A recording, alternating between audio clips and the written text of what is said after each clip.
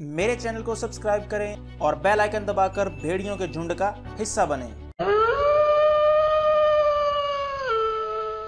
Hello people, कैसे हैं आप लोग। मेरा नाम है जुबैर और आप देख रहे हैं red wolf by Zubair Munir. तो फाइनली मार्वल ने इन्फिनिटी वॉर का ट्रेलर रिलीज कर ही दिया। बहुत तरसाया इन लोगों ने आप सबको इसके लिए। और अगर आपको नहीं पता कि ट्रेलर इतना लेट क्यों हुआ, तो मुझे लगता है कि ये लोग ट्रेलर सिर्फ थॉर की जो आंख की पट्टी है ना, उसकी वजह से लेट कर रहे थे। क्योंकि अगर ये लोग थॉर रैग्नारॉक से पहले ये ट्रेलर को डाल देते यूट्यूब पर, तो थॉर रैग्नारॉक स्पॉइल हो जाती लोगों के लिए। और अब जब थॉर को आए हुए 1 महीना होने वाला है, तो इन्होंने ट्रेलर भी रिलीज कर दिया है। अब ये जो अभी आप इस वीडियो में देखेंगे, ये ट्रेलर ब्रेकडाउन कम होगा, लेकिन इस वीडियो में मैं हर शॉट को उस पैटर्न में बताने की कोशिश करूंगा जिस पैटर्न में मुझे लगता है कि मूवी रिलीज होगी। मूवी का आगाज शायद वहीं से होगा जहां से थॉर रैग्नारॉक एंड हुई थी, यानी जब लोकी और थॉर खड़े आपस में बातें कर रहे थे और उन्हें एक सामने शिप नजर आई थी। मुझे यकीन है उस शिप में थैनोस होगा, जो एसगार्ड के लोगों से भरी हुई शिप पर हमला करता है और मौत का नंगा नाच शुरू करता है। और इसी जगह पर वो थॉर को मार मार कर स्पेस में फेंकेगा। खैर उसकी बात मैं बाद में करता हूं, पहले इस सीन को थोड़ा समझ ले। तो थॉर को फेंकने के बाद वो लोकी से टेसरेक्ट मांगता है और वो एस गार्डियंस की लाशों पर से गुजरता हुआ वो जेम थैनोस के सामने करता है। इसके बाद की कहानी मुझे लगता है गार्डियन ऑफ गैलेक्सी की शिप की है, जिसको हमने गार्डियन ऑफ गैलेक्सी के वॉल्यूम 2 के क्रेडिट सीन में भी देखा था कि थॉर आकर उनकी शिप पर गिरता है। और इसका अगला हिस्सा हमने ट्रेलर में भी देखा, जब वो उन लोगों को देखकर हैरान होकर पूछता है कि तुम लोग कौन हो। अच्छा, अब मुझे जो लगता है ना कि गार्डियन ऑफ गैलेक्सी वाले हीरोज और जो है थॉर, ये स्पेस वाला एरिया कवर करेंगे थैनोस के खिलाफ, और जो है बाकी सारे नीचे होंगे। और गार्डियन ऑफ गैलेक्सी का जो किरदार होगा ना इस पूरी मूवी में, थोड़ा सा कम होगा बाकी हीरोज की निस्बत। अच्छा, एक और अहम बात शायद मुझे लगता है शायद आपको ना पता हो। आपको पीटर डिंकलेज का पता है? पीटर डिंकलेज इस मूवी में ड्वार्फ किंग का रोल करने वाला है। अगर आपको याद हो, आपने वो शॉट देखा था जिसमें थॉर किसी मशीन के अंदर है और वो कुछ खींच रहा है। आप ये जो शॉट है ना, मुझे लगता है कि ये ड्वार्फ फिल्म का है, जहां पर से थॉर अपना नया हैमर लेने गया है। मुझे लगता है कि जो पीटर डिंकलेज का जो किरदार होगा ना, वो उसको नया उसका हैमर बना के देगा, क्योंकि जो पुराना हैमर था वो भी मेरे ख्याल से उन्होंने ही वहीं से बना था। खैर इस बात में कितनी सच्चाई है ये तो जब मूवी आएगी तभी पता लगेगा हमें। चलें अगले सीन की तरफ चलते हैं। अब उस एसगार्डियन शिप में अकेला थॉर ही तो नहीं था, बल्कि ब्रूस बैनर और वेल्क्री भी मौजूद थी। और बैनर को तो हमने ट्रेलर में देख लिया, मगर वेल्क्री का कोई अता पता ही नहीं। अब मूवी का जो अगला हिस्सा है उसमें अर्थ पर, जहां ब्रूस बैनर हल्क की फॉर्म में आकर डॉक्टर स्ट्रेंज के पास गिरता है, जहां वो हल्क से दोबारा बैनर बन जाता है। अब या तो वो ये स्पेस से आकर गिरा है और या तो वो किसी से मार खाकर गिरा है, और मुझे ज्यादा चांसेस इसी के लग रहे हैं कि वो स्पेस से आकर गिरता है और डॉक्टर स्ट्रेंज और वॉन्ग उसकी तरफ हैरानी से देख रहे हैं। और जब टोनी को पता लगता है कि हल्क आकर गिरा है, तो वो वहां उसे मिलने के लिए पहुंचता है, जहां पर उसकी मुलाकात डॉक्टर स्ट्रेंज और वॉन्ग से भी होती है। और बाहर का हंगामा देखकर टोनी बाहर की तरफ जाएगा कि क्या हो रहा है ये सब, जहां उसकी नजर उस टेलीपोर्टेशन डिवाइस पर पड़ेगी। और मेरे ख्याल से ये वही डिवाइस होगा जिसे पीटर भी देख रहा है। जिस तरह डीसी यूनिवर्स में बूम ट्यूब का काम है ना, शायद ये डिवाइस भी वही काम करे कि एलियंस को एक जगह से दूसरी जगह टेलीपोर्ट करे। और इस टेलीपोर्टेशन डिवाइस के पास स्पाइडरमैन भी अपना नया सूट पहनकर पहुंचता है ताकि कोई होती हुई गड़बड़ को रोक सके। और मेरे ख्याल से ये वही सीन है जहां पर थैनोस भी अपीयर होता है, जहां उसकी आयरन मैन और स्पाइडरमैन से फाइट होती है। अब यहां पर एक बहुत इंटरेस्टिंग फैन थ्योरी है, मैं आपको बताने जा रहा हूं। अब जब एमसीयू का आगाज हुआ था तो वो हुआ था आयरन मैन से। जब एमसीयू स्टार्ट हुआ था तो आयरन मैन काफी सेल्फिश और अपने काम करने वाला और इस तरह की उसकी हरकतें थी। लेकिन आहिस्ता आहिस्ता उसका ये जो रवैया है वो थोड़ा सा चेंज होता गया। अब थ्योरी कुछ यूं है कि थैनोस के खिलाफ स्पाइडरमैन और आयरन मैन दोनों फाइट कर रहे होंगे, और जो होगा स्पाइडरमैन, उसको काफी ठुकाई के बाद वो काफी इंजर्ड हो जाएगा और वो यानी कि तकरीबन मरने वाला ही होगा। उसके पास हीलिंग एबिलिटी है मानते हैं, लेकिन लोगन जैसी नहीं है कि वो जल्दी फौरन से ठीक हो जाए। और हमने स्पाइडरमैन होमकमिंग में देखा कि जो है आयरन मैन उसके लिए एक बाप की तरह का काम कर रहा है। तो वो क्या करेगा, उसकी जान बचाने के लिए वो अपना सूट जो है वो उसको पहना देगा और उसको वहां से भगा देगा, यानी कि वो वहां से उड़ जाएगा और थैनोस को यानी कि वो कवर करने की कोशिश करेगा।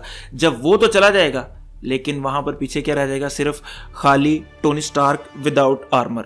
और आपने ये अफवाह सुनी होगी कि टोनी स्टार्क का जो कैरियर है वो इन्फिनिटी वॉर तक ही था, यानी कि उसका जो है ये इन्फिनिटी वॉर 1 और 2 के बाद ख़त्म हो जाएगा उसका जो कॉन्ट्रैक्ट है। तो अगर ये उसे मारना चाहते हैं तो ये शायद ये तरीका अपना सकते हैं कि थोड़ा डिग्निटी के साथ कोई अच्छे तरीके से वो यहाँ से छोड़ कर जाए।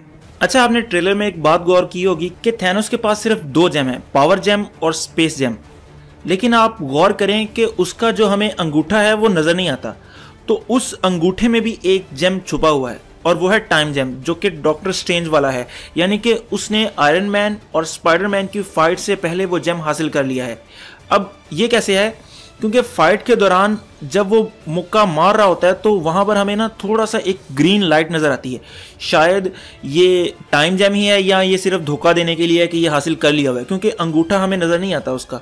हमें सिर्फ वो 2 उंगलियां जो सामने जो जेम नजर आ रहे हैं सिर्फ वही नजर आ रहे हैं। यानी कि इससे हमें एक बात तो पता चलती है कि उसके पास 2 या 3 जेम है और विजन वाला जेम उसी के पास है और मोस्ट प्रोबेबली वकांडा में भी एक जेम है, जिसकी बात मैं भी कुछ देर तक करता हूं। अब अगले पार्ट की तरफ जाने से पहले मैं एक बात कहना चाहूंगा, शायद एमसीयू के फैंस को ये बात पसंद ना आए। बात कुछ यूं है कि थैनोस की जो सीजीआई है ना वो इतनी इंप्रेसिव नहीं है। ये ऐसे लग रहा है जैसे कोई गंजा आदमी मास्क पहनकर खड़ा है। और शायद अगर आपको नहीं पता तो आपको मैं बता दूं कि जब से ये ट्रेलर रिलीज हुआ है सबसे ज्यादा जो जलालत का सामना करना पड़ रहा है ना वो थैनोस को सीजीआई की वजह से ही करना पड़ रहा है।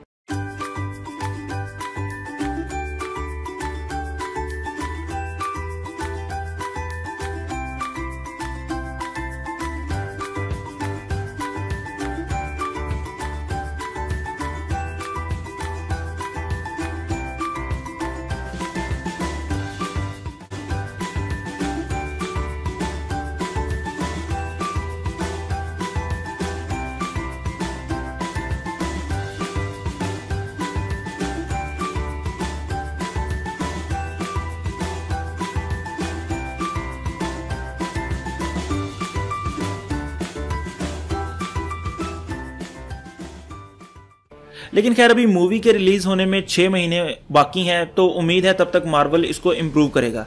क्योंकि अगर ऐसा ना हुआ तो आप जानते हैं कि क्रिटिक्स तो पहले अपनी छुरियां तैयार करके बैठे होते हैं। और याद होगा उन्होंने जस्टिस लीग के स्टेफन के साथ क्या किया था, तो उम्मीद है कि वो बेहतर करेंगे इसे।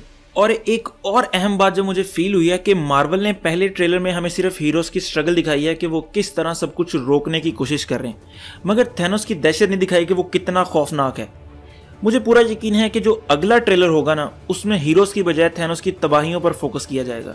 खैर अब मैं बात करता हूँ मूवी के अगले पार्ट की, जो कि थैनोस और ब्लैक ऑर्डर के अर्थ पर आने की बात की है, जहां ब्लैक ऑर्डर में से कुछ विजन से जेम छीने जाएंगे और कुछ वकांडा से जेम लेने जाएंगे। और वो जानते हैं कि वहां पर अकेले जाने से कोई फायदा नहीं होगा, तो वो आउटराइडर्स की आर्मी को लेकर जाते हैं।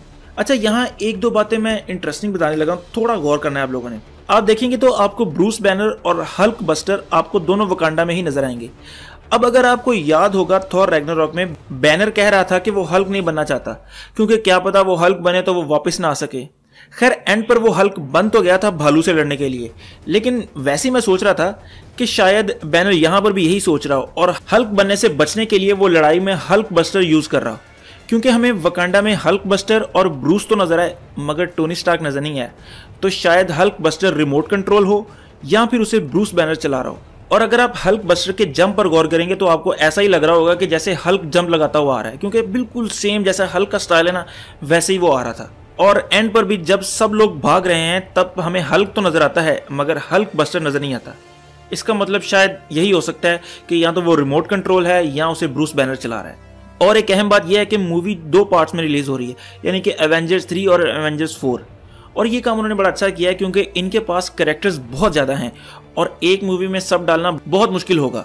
और उम्मीद है कि थैनोस के पास सारे जेम एक ही मूवी में नहीं आ सकेंगे, यानी उसे अपना आखिरी जेम इकट्ठा करने के लिए शायद अगली मूवी का इंतजार करना पड़े। खैर ये तो थ्योरीज हैं सारी चल रही हैं। तो ये था पैटर्न जो मुझे लगा जिसमें मूवी रिलीज होगी। अगर कोई चीज़ मिस हो गई हो मेरे से तो आप लोग कमेंट करके लाजमी बताएं। और मैं कोई बहुत बड़ा फनकार नहीं हूँ, मैं भी आप लोगों की तरह एक फ़ैन हूँ। तो जो मुझे समझ आती है, जो मैं देखता हूँ, जो मैं पढ़ता हूँ, तो मैं उसी को कोशिश करता हूँ आपको बताने की। तो अगर कोई गलती आपको लगे तो माजरत पहले ही। और दूसरी बात वीडियो लेट होने की, तो आपको मैं बता चुका हूँ पहले कमेंट में कि वीडियोस लेट क्यों हो रही हैं और आप लोग समझ सकते हैं कि वीडियोस लेट क्यों हो रही हैं। तो अगर आपको वीडियो पसंद आई हो तो लाइक करें, कमेंट करें और सब्सक्राइब ज़रूर करें। तो खुश रहें, खुश रखें, अल्लाह हाफिज़।